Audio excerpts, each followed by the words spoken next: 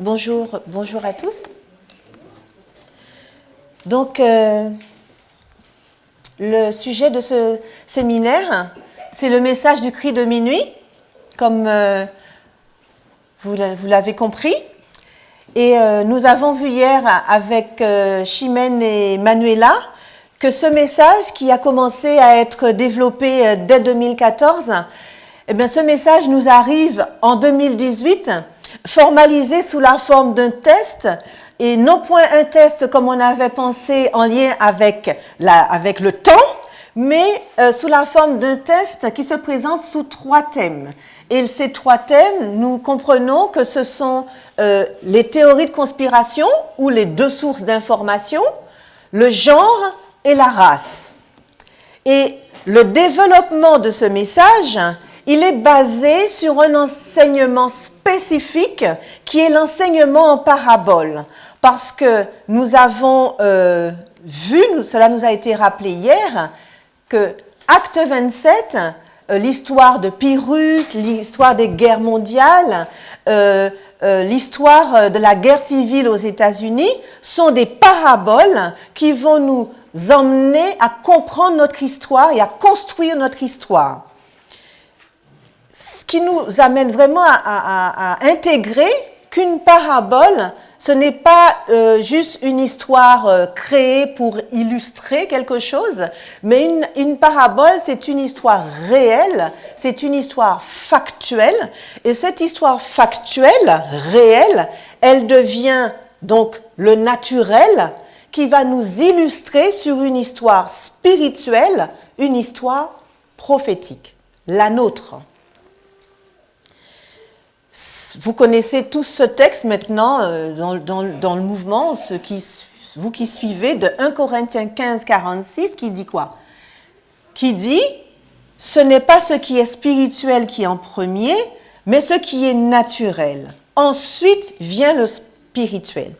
Donc ce matin, ce que je vous propose, c'est d'avoir une réflexion autour du système immunitaire et de la vaccination.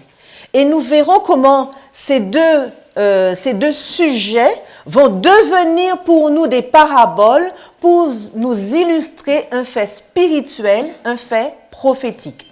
C'est ce que je vous propose de voir ce matin. Pour commencer, nous allons lire la première citation. Je n'ai pas beaucoup de citations, hein, rassurez-vous, j'en aurai à peine 5.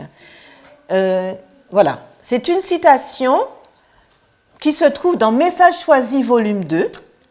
Le titre de ce chapitre s'intitule « Comment Ellen White employa les remèdes ».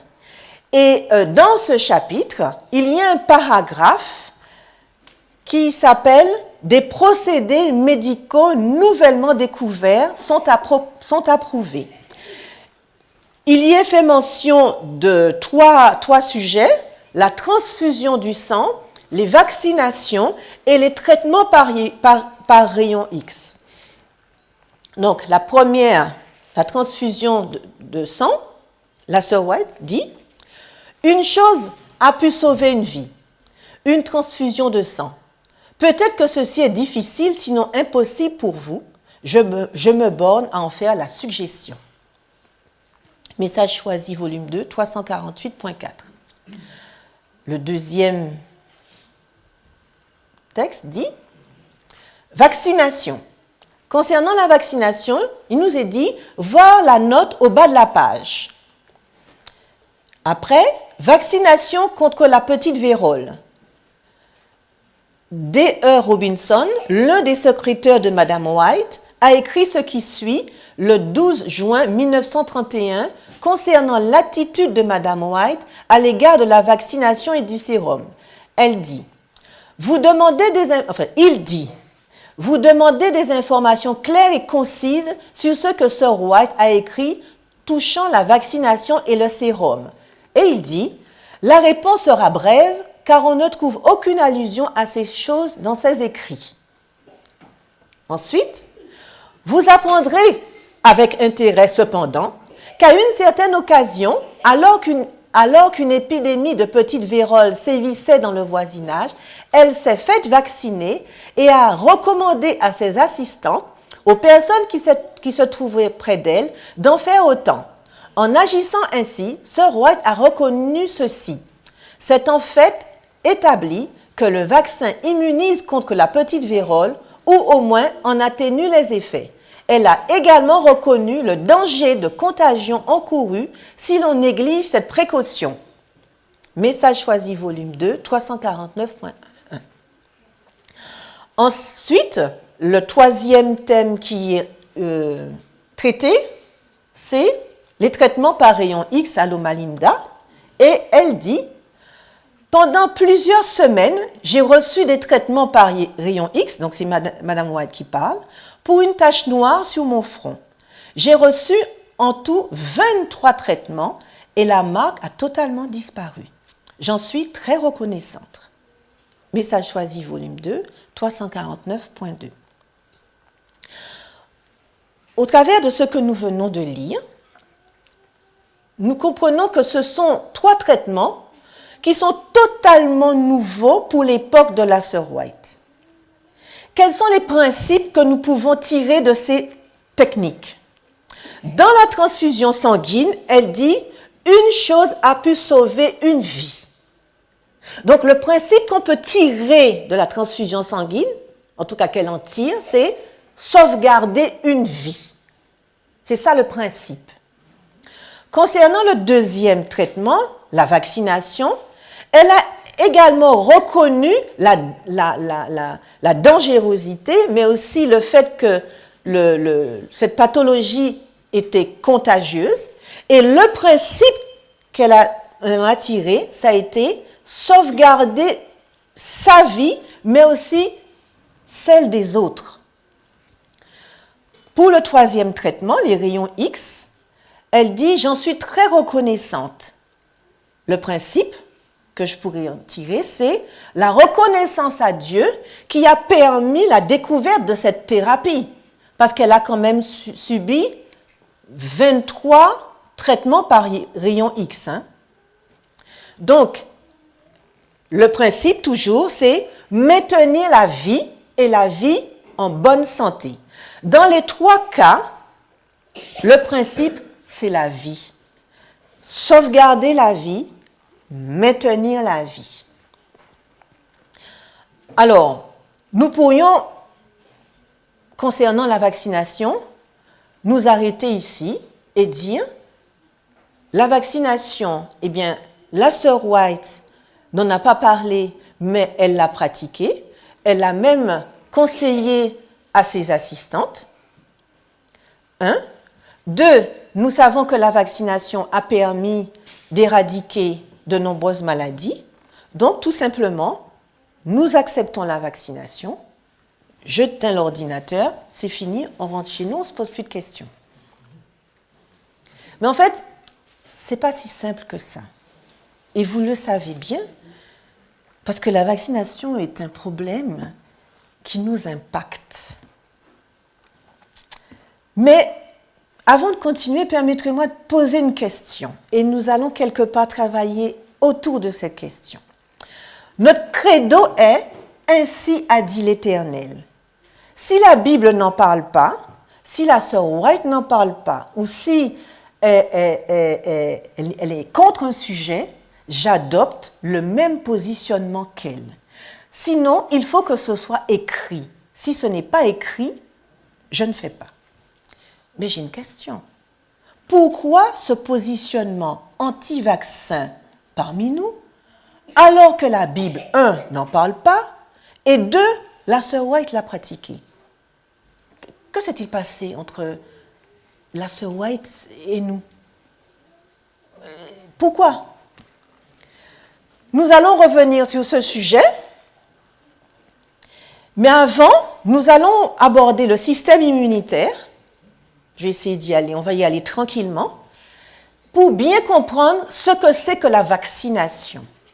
C'est ce que je vous propose.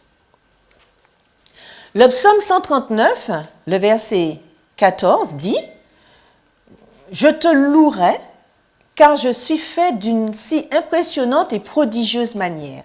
Tes œuvres sont merveilleuses et mon âme le sait très bien. » Dieu nous a donc créés d'un corps fait de chair, d'os et de sang. Et nous avons tout un fonctionnement qui sert à maintenir l'homme en vie. Notre corps est constitué de plusieurs systèmes, plusieurs appareils. Nous avons l'appareil digestif, l'appareil respiratoire, l'appareil, le système lymphatique. Et tous ces appareils interagissent entre eux pour maintenir le corps en équilibre et pour protéger ce corps. Et le système immunitaire fait partie d'un de ces systèmes. C'est un système qui est très complexe et il sert à assurer la défense de l'organisme. Le système immunitaire, c'est en fait un ensemble de mécanismes de défense qui va permettre de lutter contre des infections qui sont provoquées par des microbes. Les microbes, bactéries, virus, parasites. Mais ce système immunitaire, il va aussi empêcher la multiplication de cellules malsaines comme les cellules cancéreuses. Ce système immunitaire, il est constitué de tissus et d'organes. Vous avez certainement déjà entendu parler de la rate, des amygdales, de la moelle osseuse. Ce sont tous des organes qui vont produire des cellules qui interviennent dans la défense immunitaire. Lorsque les cellules du système immunitaire reçoivent des signaux danger, attaque, invasion, qu'est-ce qu'ils font? Ils produisent une réponse. Une réponse va s'organiser et cette réponse, elle s'appelle la réponse immunitaire. On est d'accord? On suit? La réponse immunitaire, elle est en deux temps. Elle est de deux types. La réponse immunitaire innée ou réponse immunitaire naturelle, je vais écrire. Réponse immunitaire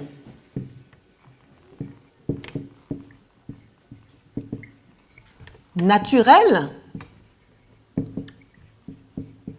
ou innée et la réponse immunitaire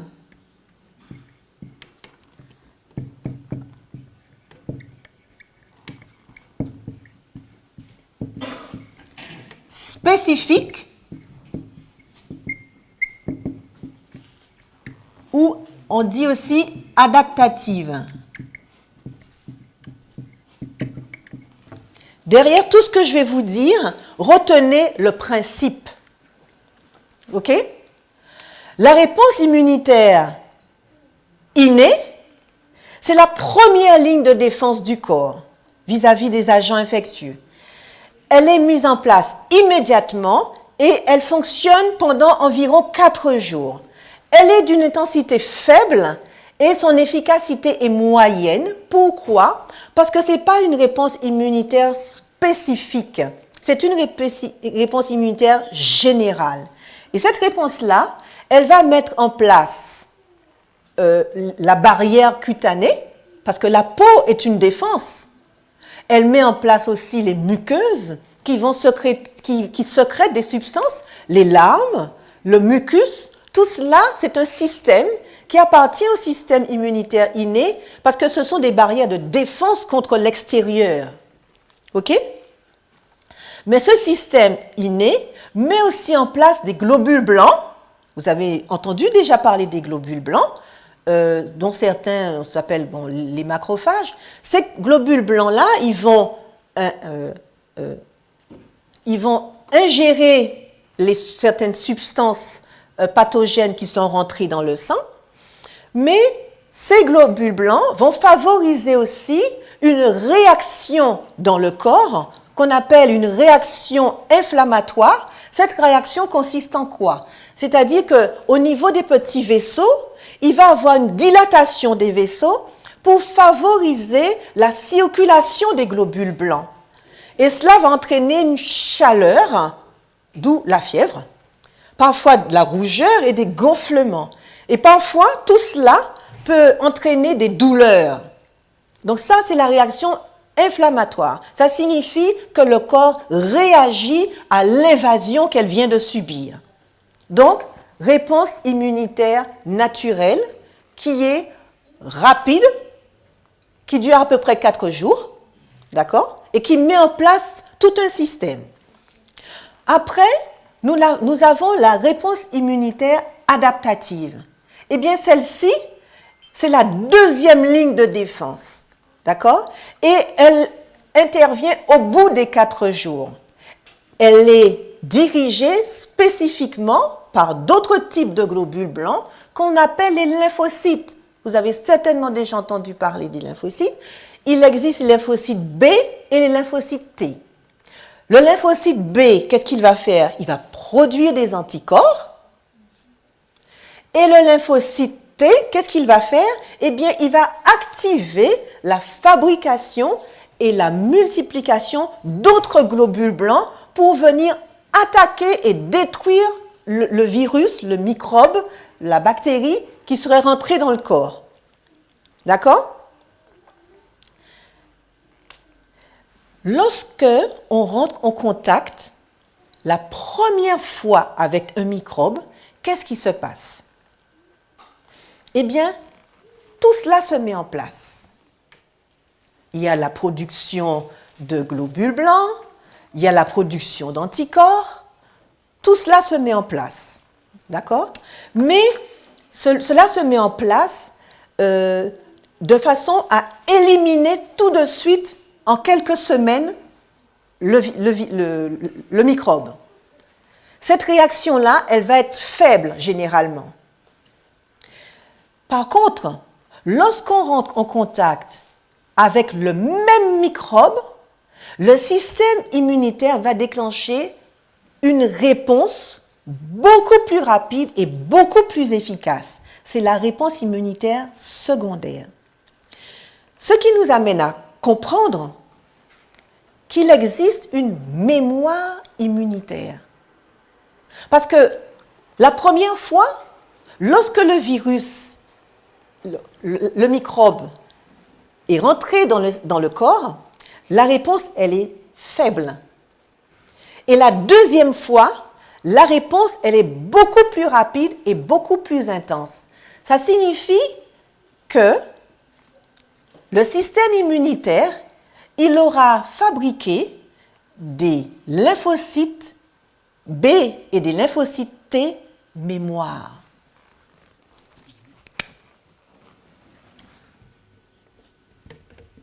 Je vais mettre tout simplement cellules mémoire.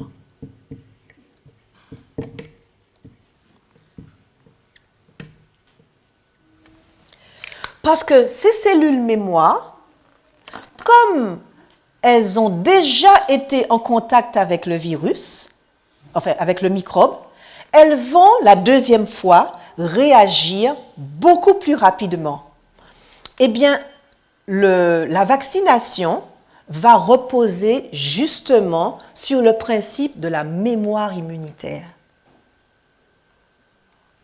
Lorsque nous rencontrons un microbe, nous tombons malades, mais notre système immunitaire, il a fabriqué des anticorps pour neutraliser et éliminer ce microbe.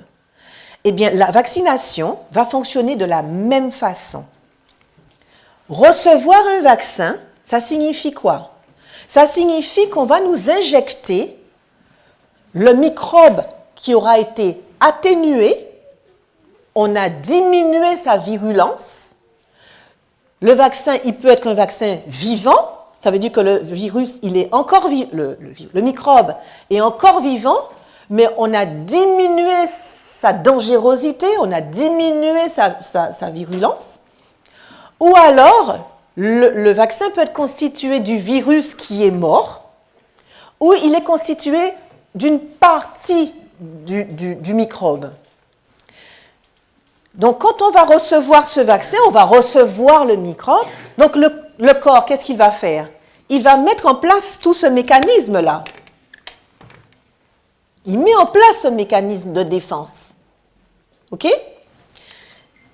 Et quand il met en place ce mécanisme de défense, ça signifie que c'est le premier contact. Première injection, premier contact, production de cellules mémoire. Si bien que lorsque vous allez vous retrouver en contact avec le vrai microbe, le corps, comme il aura produit les lymphocytes mémoire, ces cellules mémoire vont se souvenir qu'elles ont déjà été en contact avec le microbe et elles vont réagir plus rapidement, plus intensément, si bien que le microbe ne pourra pas se développer et permettre l'apparition de la maladie. Est-ce que vous avez compris le principe? Vous avez compris le principe? Lorsque vous prenez un vaccin, le vaccin, il est constitué soit du microbe qu'on aura, du microbe vivant, qu'on aura atténué, ça veut dire qu'on aura diminué sa virulence, sa dangerosité, soit le microbe, il est tué, soit c'est une partie du microbe. Ça peut être sa membrane, c'est une protéine qui appartient au microbe. C'est ça le vaccin en fait. D'accord? C'est ce qui constitue le vaccin. Lorsque vous recevez le vaccin, votre corps va mettre en place une réponse immunitaire constituée de la réponse immunitaire innée et de la réponse immunitaire spécifique. Dans la réponse immunitaire spécifique, nous avons vu qu'il y avait production de lymphocytes.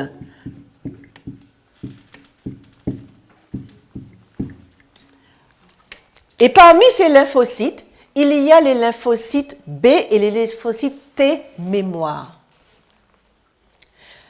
Si bien que lorsque vous êtes après en contact avec le vrai virus qui produit la maladie, votre corps, votre système immunitaire, il va se rappeler qu'il a déjà été en contact avec le microbe. Et comme il se souvient qu'il a déjà été en contact avec le microbe, il va avoir une réponse immunitaire plus intense et plus rapide. Si bien que le virus, le microbe, la bactérie n'aura pas le temps de se multiplier dans votre corps. Et comme il n'aura pas le temps de se multiplier, la maladie ne pourra pas se développer. Ou alors, elle va se développer, mais beaucoup plus faiblement. C'est ça le principe du vaccin. Et donc, le principe du vaccin, retenez, c'est la cellule mémoire. C'est ce qu'elle crée en fait. Le vaccin sert à créer des cellules mémoire. Parce que si nous n'avons pas les cellules mémoire, nous rentrons directement en contact avec la maladie et la maladie, parfois, peut se développer et provoquer de grandes infections, et ça peut être très grave, mais on va le voir un peu plus tard. Voilà. Dans la citation, il était fait mention de la petite vérole. La petite vérole s'appelle aussi la variole. Et nous allons voir ce qu'est cette maladie, la variole. La variole, c'est une maladie infectieuse qui est très contagieuse. Et pendant des siècles, elle a tué et elle a défiguré des milliers de personnes. Éric.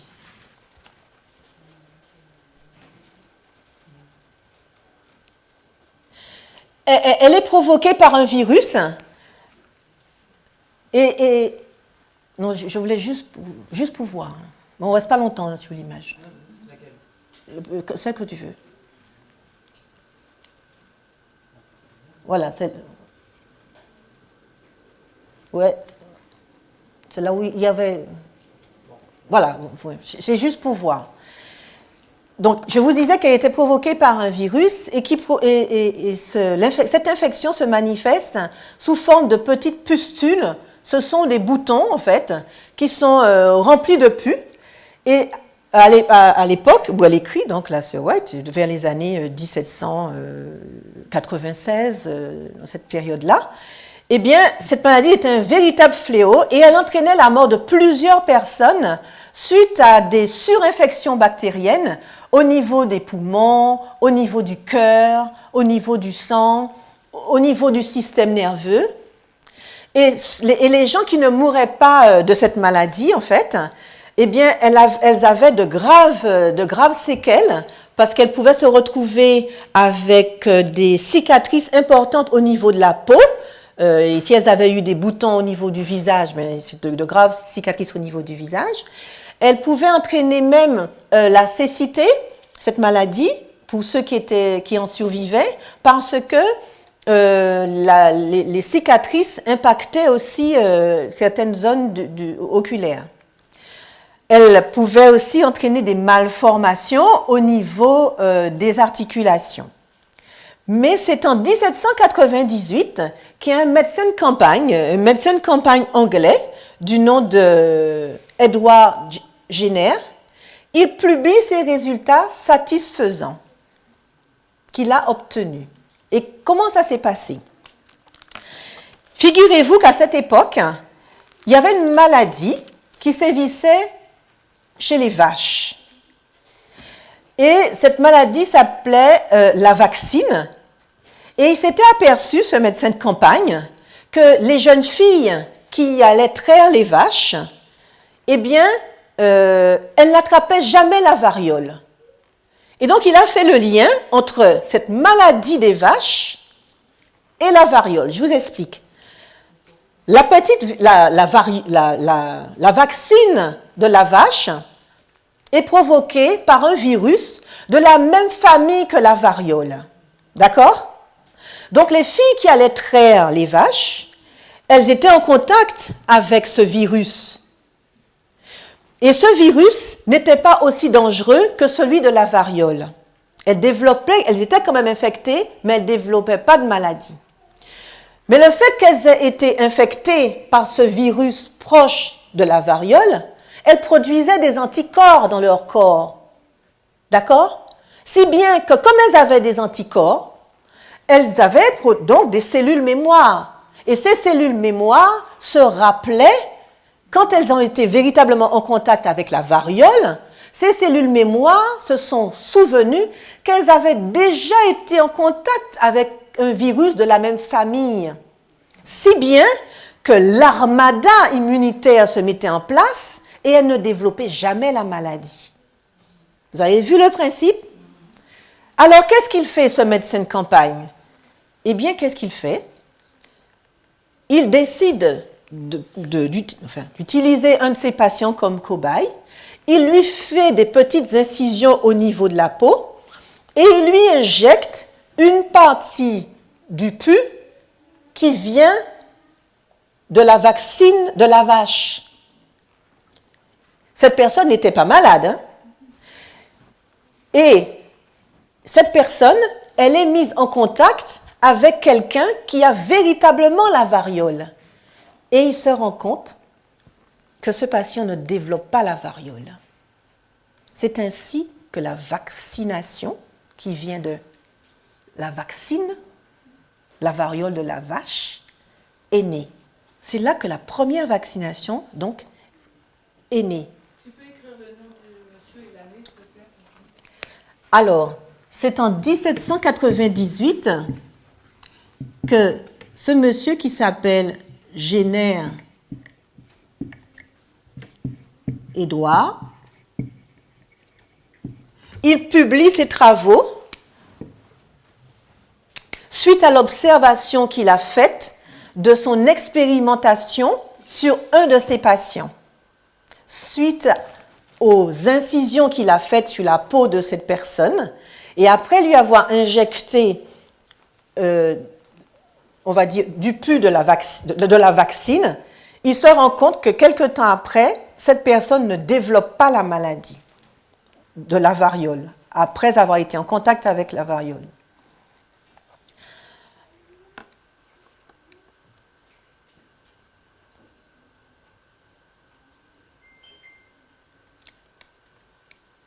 OK?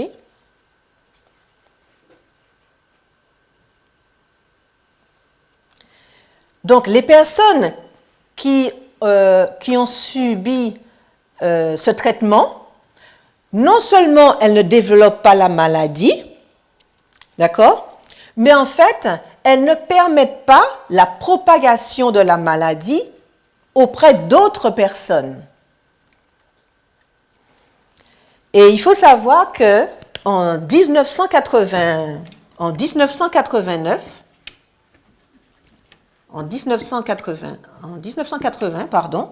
la variole a totalement été éradiquée.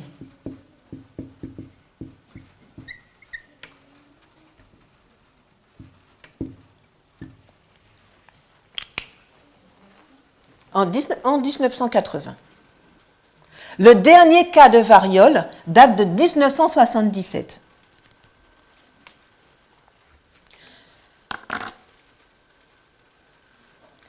Donc la vaccination, suite à ce qui s'est passé en 1798, qui correspond au temps de la faim, qui est un temps de la faim, eh bien, la vaccination est née. Et à partir de là, il y a de nombreuses maladies qui ont été éradiquées, si bien que le nombre de décès par maladie infectieuse s'est considérablement atténué suite à la découverte de vaccins pour traiter plusieurs types de maladies contagieuses. Mais du coup, quand on l'explique comme ça, enfin je ne sais pas pour vous, mais quand on le présente comme ça, la vaccination, il n'y a pas de problème, Viviane. C'est une bonne chose, non? Alors, quel est le problème, en fait, avec les vaccins? C'est quoi le truc? Dans nos pays industrialisés modernes, eh bien, nous ne sommes pas confrontés à des épidémies mortelles, vous savez, comme au temps des épidémies, comme à l'époque de la sœur White. Nous n'avons pas connu cette épidémie de variole, nous n'avons pas connu les épidémies de peste et de grippe espagnole, nous ne connaissons pas tout cela. Si bien que, comme ce sont des choses ce sont des maladies que nous ne connaissons pas, nous sommes loin de toutes ces choses, donc nous ne nous sentons pas concernés par ces choses. Et donc, comme nous ne nous sentons pas concernés par ces choses, nous n'en prenons peut-être pas la portée. OK? Un des arguments qui est souvent apporté et présenté par les anti-vaccins, ils disent que la disparition des maladies infectieuses est parfois et souvent attribuée seulement à l'amélioration des soins et aux conditions d'hygiène. Comme avec le temps, les conditions d'hygiène se sont améliorées et comme avec le temps, eh bien, on a pu apporter des thérapies beaucoup plus adaptées, c'est ce qui a permis qu'il y ait moins de morts, en fait, dues aux infections. C'est un des arguments qui est souvent présenté. Mais c'est vrai, mais il faut prendre en considération que ce ne sont pas que ces faits-là qui ont emmené une diminution des épidémies. Parce que, si je vous donne cet exemple, en 1975, c'est au Japon, en 1975, il y a 2 enfants qui sont décédés suite à une injection par un vaccin ROR, rougeole, oreillon, rubéole.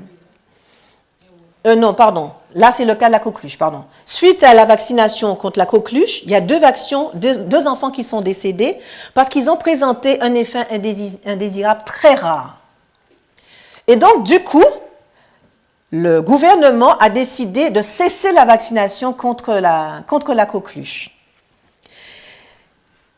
Et donc, on passe en 1974. Alors, attendez, je vais effacer ça.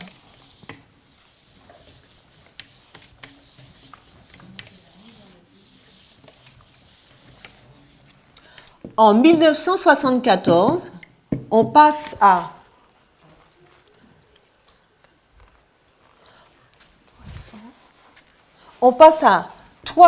de 373 cas de coqueluche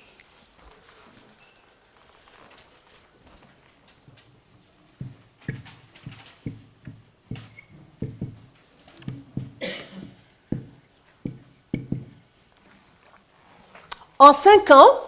On passe de 373 cas à 13 000 cas de coqueluche. En 5 ans. Parce qu'on a arrêté la vaccination. Et nous sommes en 1974. Nous ne sommes pas en 1798-1796, époque où Jenner Edwards a découvert le vaccin contre la variole. Parce qu'à cette époque-là, on peut dire effectivement qu'il y a des problèmes d'hygiène, qu'il y a des problèmes liés aux soins. Parce qu'à cette époque-là, vous savez, le microscope électronique n'existait pas, donc ils n'avaient pas la parfaite connaissance de ce qu'était un microbe. Et la notion d'hygiène apparaît dans cette période-là, notamment avec Pasteur. Mais en 1974, on n'est pas dans cette situation. On a de bonnes conditions d'hygiène. Mais le seul fait d'avoir arrêté la vaccination, ça a entraîné une augmentation de cas de coqueluche. Juste pour dire que l'argument qui dit que seule une amélioration des conditions d'hygiène et de soins n'est pas valable, n'est pas suffisant. Oui aux conditions d'hygiène, oui aux soins, mais la vaccination a aussi joué son rôle pour entraîner une diminution de la pathologie. OK? Ensuite, un autre argument qui est cité, c'est l'immunité naturelle est suffisante pour faire face à la maladie. C'est-à-dire que souvent, il est dit que à la naissance, eh bien, les nouveau-nés, ils sont protégés de certaines maladies grâce aux anticorps qui sont transmis par leur mère. Oui, c'est vrai.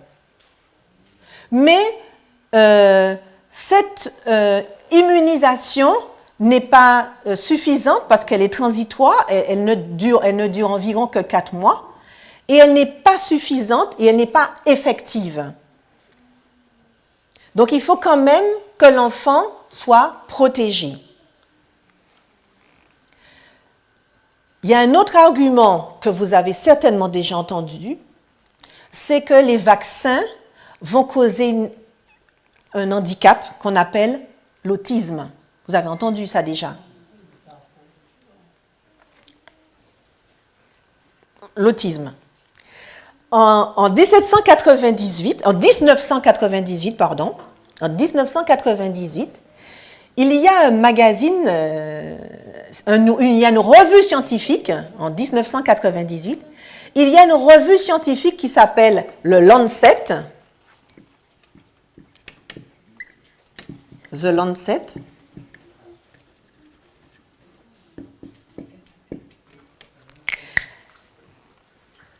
Cette revue, elle publie une étude, et cette étude suggère que la vaccination rougeole, oreillon, rubéole pourrait entraîner l'autisme.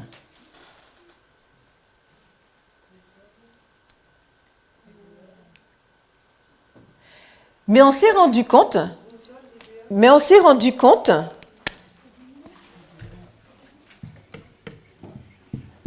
rougeole, ourillon,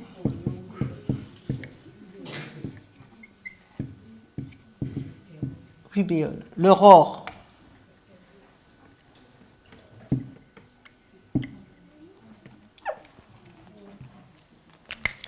Mais on s'est rendu compte, en fait, parce que vous savez, quand on fait des études cliniques, il y a une méthodologie à respecter. Et les personnes qui avaient rédigé cette étude n'avaient pas respecté, l'étude n'avait pas été correctement menée, et pour asseoir leur argument, ils ne se sont arrêtés que sur 12 cas. Et il n'y avait pas de cas témoins.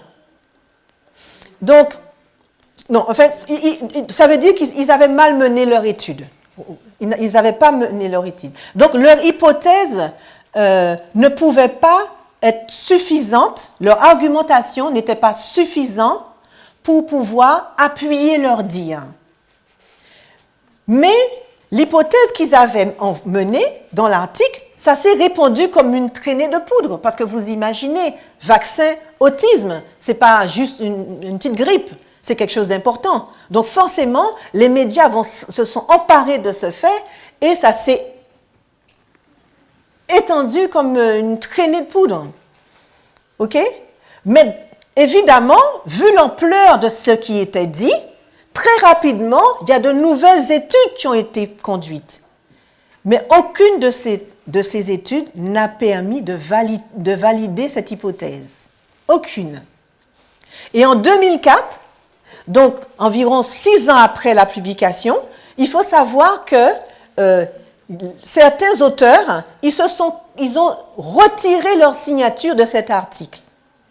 Et ils ont dit qu'il n'y avait aucun lien réel qui avait pu être établi entre l'aurore et l'autisme.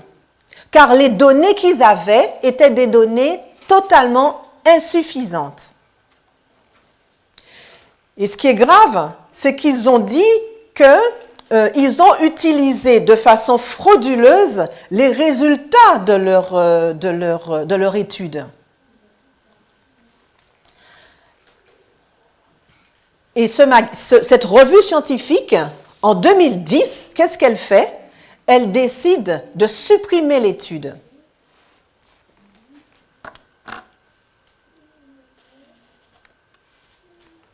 Donc, quand on dit que les vaccins causent l'autisme, on ne peut pas s'appuyer sur un fait, sur une étude. Il faut s'appuyer sur plusieurs études. Et il faut que les études soient correctement menées pour pouvoir établir correctement le lien qui existe entre l'injection et l'apparition de la pathologie.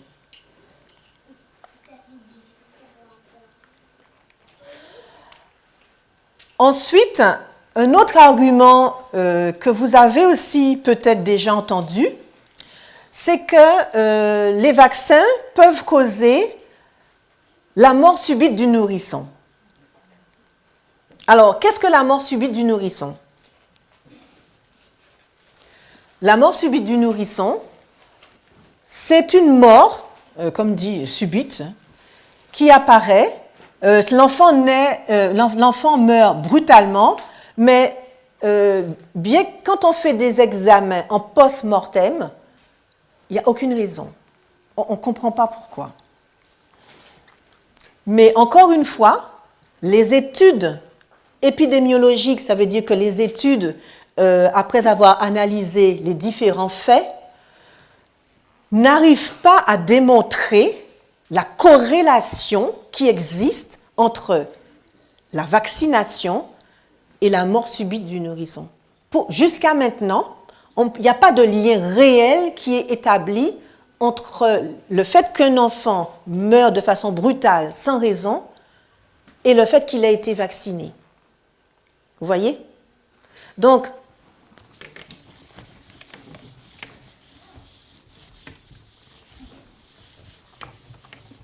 en termes d'arguments, nous voyons qu'il y a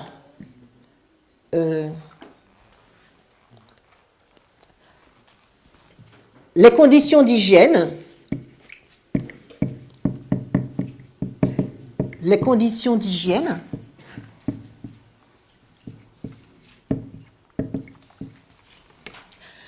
nous avons les oui, je vais mettre les soins aussi.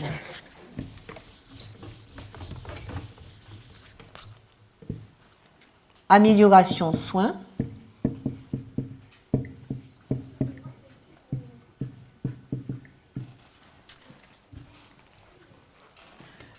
Nous avons aussi, qu'est-ce que je vous ai dit? Là, je suis en train de noter tous les arguments qui sont cités pour justifier la non-vaccination. D'accord? Je vais mettre vaccin et autisme. Vaccin et autisme.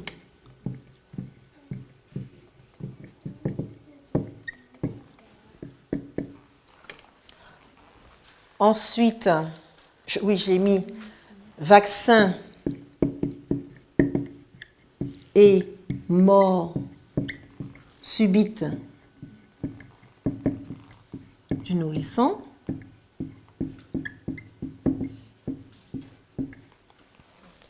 Il y a aussi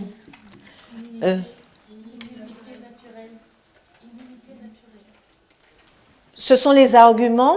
Là, je suis en train de noter les arguments qui sont employés pour justifier la non-vaccination.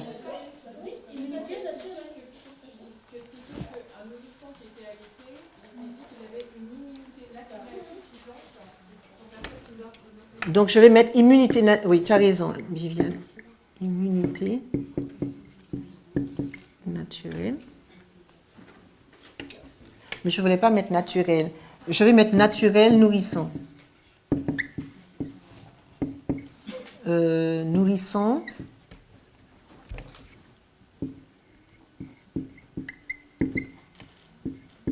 Mère. Voilà. OK? Nourrisson mère. On comprend. Il y a un autre. Le tout premier, c'était le fait que les épidémies, ces maladies contagieuses, sont des histoires loin de nous. Je vais mettre épidémie loin de nous. Épidémie loin de nous. OK. Oui, autisme. OK. Voilà. Alors là, je vais vous citer deux autres, voire peut-être trois autres arguments qui sont utilisés. Il y a un des arguments dont on parle tout le temps, les adjuvants. Et l'un des adjuvants qu'on incrimine, c'est l'aluminium. Mais vous savez, pour que je puisse préparer ce sujet, je n'ai pas travaillé avec, comment je vais vous dire ça? J'ai travaillé avec des thèses qui ont été élaborées par des médecins, des épidémiologistes et des pharmaciens. Je n'ai pas travaillé avec des outils basiques Internet. Je vous dis ça juste pour vous dire que ça a un fondement. Ce n'est pas Monsieur Lambda qui a inventé un truc et qui l'a dit, qui l'a balancé sur Internet. Ce sont des gens qui ont fait des travaux, qui ont cherché pour appuyer cela. Donc moi, je me suis appuyée sur leurs études. Et donc, l'aluminium, le problème de l'aluminium en tant qu'adjuvant, avant tout, il faut que je vous dise que dans la fabrication d'un vaccin, je vous ai parlé de l'immunité innée et de l'immunité spécifique. l'aluminium est important parce que l'aluminium sert à activer justement la réponse immunitaire adaptative spécifique. Et c'est cette réponse immunitaire adaptative qui va produire les lymphocytes, les cellules mémoire. Donc, il est important d'avoir cet adjuvant dans le vaccin pour le rendre plus efficace. OK? Mais le problème de l'aluminium, eh bien, c'est une controverse typiquement française. Dans les autres pays, il n'y a pas ce problème. Parce que l'aluminium, il est utilisé comme adjuvant sur l'ensemble de la planète depuis 1926. Et depuis 1926, il n'y a eu aucun signal d'alerte par d'autres pays, à part la France. Pourquoi ? Parce qu'en France, il y a des travaux qui ont été publiés par un chercheur, une équipe de chercheurs qui est installée en France. Et depuis 20 ans, ces chercheurs, qu'est-ce qu'ils essaient de démontrer? C'est qu'il existe un lien entre les vaccins, particulièrement le vaccin contre l'hépatite B, c'est ce vaccin qui a été à l'origine de cette controverse, et l'aluminium, parce qu'il y a eu l'apparition d'une maladie, d'une lésion au niveau musculaire. Okay? Parce qu'ils se sont rendus compte qu'il y avait ils ont dit qu'il y avait une accumulation d'aluminium au niveau du site d'injection de ce vaccin.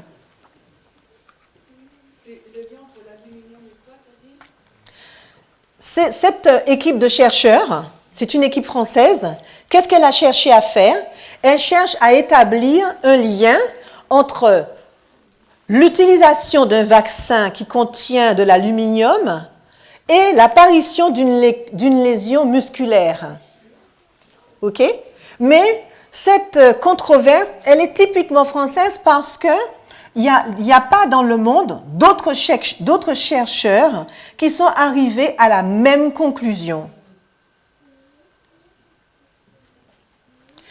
Et il faut savoir que l'exposition à l'aluminium se fait dans l'alimentation, on mange tous les jours, dans l'eau, on boit tous les jours, dans les produits cosmétiques, on en met sur soi tous les jours.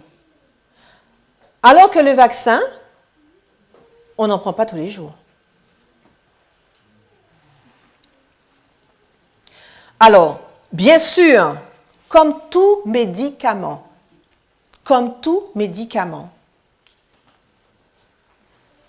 les vaccins ont des effets indésirables. Il y a des effets indésirables. C'est pour ça que lorsqu'on dit cela, il faut prendre en considération,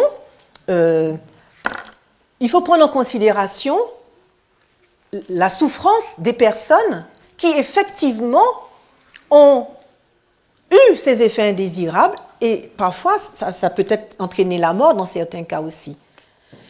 Mais il ne faut pas s'arrêter sur un cas ou quelques cas pour dire non à une science qui a permis l'éradication, oui ça se dit, l'éradication d'une maladie qui entraînait des épidémies avec des milliers de personnes. Mais on va revenir sur ça parce que c'est un point qu'il faut, que j'aimerais qu'on développe.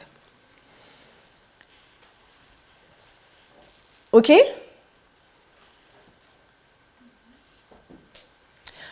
Juste, il y a un rapport qui a été publié par l'Académie nationale de pharmacie et ce rapport publie en 2016 qu'il y a un seul nouveau cas de lésion musculaire qui serait survenu depuis 2012.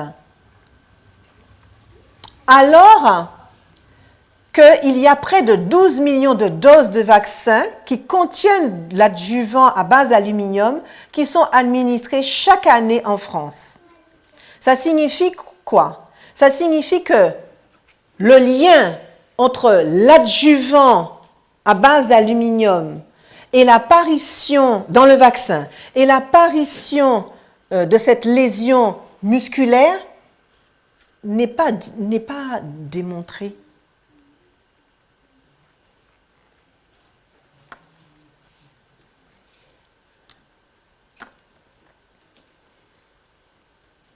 Ce n'est pas parce qu'il y a eu des cas qu'il faut dire que ça produit systématiquement cette pathologie, ce problème musculaire. Il y a un autre produit qui est aussi sujet à controverse, mais on n'en parle plus trop parce qu'il a été éliminé. C'est un agent conservateur. Il permet de prévenir la croissance des bactéries et des virus dans les médicaments. Ce produit-là, il est à base de mercure. D'accord?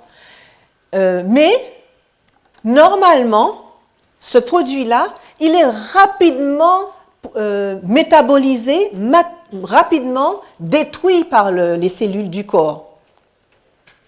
Et il ne se retrouve pas accumulé dans le corps. Mais comme il y a eu des hypothèses qui ont associé l'exposition à ce produit à base de mercure et certains déficits neuropsychologiques chez les enfants, eh bien les gouvernements ont décidé d'arrêter l'utilisation de ce produit. Ou alors, on peut le retrouver, mais à base, sous forme de traces dans certains médicaments. D'accord? Mais, vous voyez, hein, ce sont des hypothèses. Donc, à chaque fois quand il y a eu des hypothèses, pour éviter que la population, tant que la chose n'est pas vraiment démontrée, par mesure de précaution, eh bien, le produit, il est enlevé. C'est pour ça que, depuis 2002, aussi bien en Europe qu'aux États-Unis, tous les vaccins indiqués chez les enfants ne contiennent plus ce conservateur à base de mercure, ou alors ils le contiennent à base de traces. OK? Donc là, je vais mettre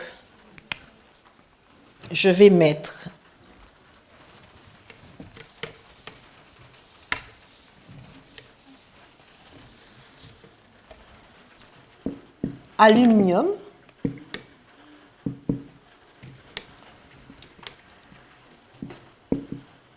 Non, je mets aluminium, pardon. Aluminium. Je vais mettre aussi conservateur.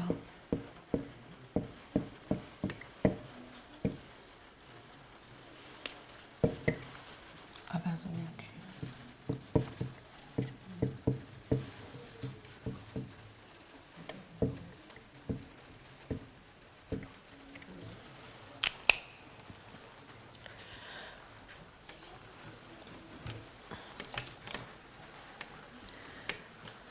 Les anti-vaccins utilisent généralement ces arguments, enfin ce sont ces arguments qui peuvent être employés pour pouvoir justifier le fait de ne pas se faire vacciner. Et l'un des arguments qui vraiment est très porté, c'est l'aluminium.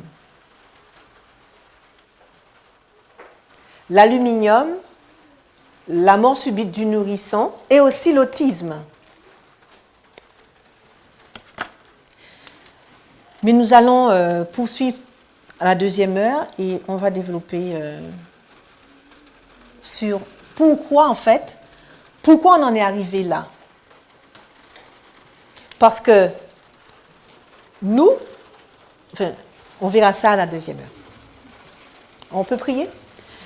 Seigneur Dieu, nous venons te remercier pour ces enseignements que tu nous donnes, parce que nous voulons véritablement rentrer dans ton plan et nous conduire en